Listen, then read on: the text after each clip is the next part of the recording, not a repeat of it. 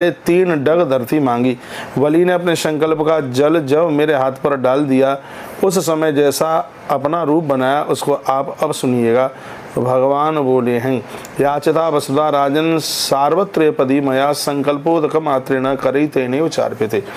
भूलोक में मेरे चरण, भुवलोक में मेरे दोनों घुटने और स्वर्ग लोक तक मेरी कमर पहुंच गई। महर लोक में मेरा पेट था, जनलोक में मेरा हृदय पहुंचा और सत्यलोक में मेरा कंठ पहुंचा। सत्यलोक में अपने मुख को स्थापित करके मेरा मस्तिष्क सत्यलोक से ऊपर पहुंच गया। चंद्रमा, सूर्य आदि ग्रह, नक्षत्र, इंद्र सहित सभी देवता, नाग, यक्ष, किन्नर आदि सभी वैदिक मंत्रों से वह मेरी स्तुति करने लगे। वली के हाथ को पकड़ करके मैंने 3 डग में ही सारी धरती नाप ली। आधे डग के लिए मैंने वली की पीठ पर अपना पैर रख दिया। भगवान बोले, कहते हैं, अर्घ च तस्य पृष्ठे च पदन्यस्तम मया तदा। कहने लगे, हे राजन, मेरी पूजा करने वाला वह दानव रसातल में चला गया। मैंने बलि को नीचे के लोक में डाल दिया। उसके बाद मैं क्या करूं? यह दानव विनय से झुक गया। उससे भगवान जनार्दन प्रसन्न हो गए। आषाढ़ शुक्ल पक्ष में हरिशयनी एकादशी होती है। 24 नंबर का श्लोक है। आषाढ़ शुक्ल पक्षेतु शयनी हरिवासरा। उस एकादशी को मेरी एक मूर्ति बलि के यहाँ रहती, मेरी दूसरी मूर्ति क्षीर सागर के बीच रहती है। मेरी वह मूर्ति तब तक सोती रहती है जब तक कार्तिक शुक्ल पक्ष की हरि प्रबोधनी एकादशी प्रकट नहीं होती। इन 4 महीनों में अच्छी तरह से धर्म का पालन करना चाहिए, यही सर्वोत्तम धर्म है। भगवान कहते हैं, तावद भवेषु धर्मात् सह सर्वधर्मात्मोत्तमम्। जो मनुष्य इतने समय तक व्रत करता है यानी चातुर्मास करता है, वह परम गति को प्राप्त होता है।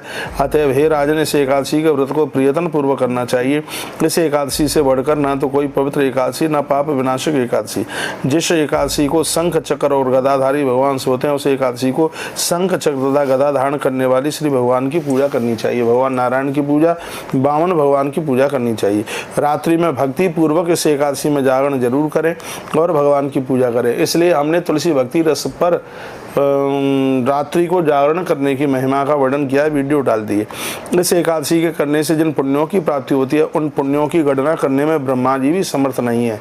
ये कहा गया, ब्रह्मा भी इस एकादशी की महिमा को पूरा नहीं बता सकते। नाशा पुण्यस संख्यानाम कर्तुम सक्त चतुर्मुखम एवं यह कुर्ते राजन एकादश्याम व्रतोत्तमम। इस एकादशी की महिमा कितनी है, ब्रह्मा भी नहीं बता पाएंगे। हे राजन, जो मनुष्य इस उत्तम व्रत को इस प्रकार से करता है, वह सभी पापों को नष्ट करने वाला, भोग तथा मोक्ष को प्रदान करने वाला हो जाता है। इस व्रत को लोक में करने वाला यदि चांडाल भी हो तो वह भी मुक्त हो जाता है। ये महिमा।